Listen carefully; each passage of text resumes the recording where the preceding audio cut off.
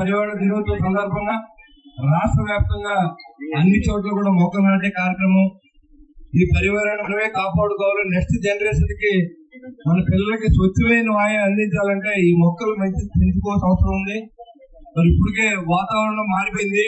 మొక్కలు అడవులు నరగడం, మొక్కలు లేకపోవడం వల్ల మరి గౌరవ చంద్రబాబు నాయుడు గారు, నరేంద్ర మోడీ గారి ఆదేశాల మేరకు, పవన్ కళ్యాణ్ గారి ఆదేశాల మేరకు పర్యావరణ మంత్రి ఆయన మరి దీన్ని కాపాడుకోవడం అందరూ కూడా అన్ని మున్సిపాలిటీలోనూ అన్ని పంచాయతీలోనూ ఈ మొక్కల నాటి కార్యక్రమాన్ని రాష్ట్ర ప్రభుత్వం ఏర్పాటు చేసింది.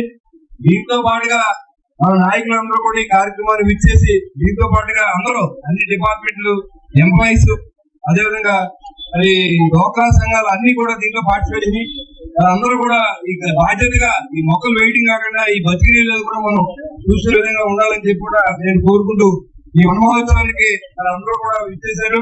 ఇది దిగ్విజయంగా పూర్తి చేసుకుని అది ర్యాలీ ఉంది. ఇక్కడి నుంచి శివాలయం వరకు ర్యాలీ చేసి అక్కడ ప్లాస్టిక్ ని శుభ్రపరచడం అనేది ఈ రోజు కార్యక్రమం. కెనాల్ క్లీనింగ్ చేసుకునే కార్యక్రమం పెట్టుకున్నాం. దానికి మీరందరూ ప్రత్యేక రావాల్సిందిగా కోరుకుంటూ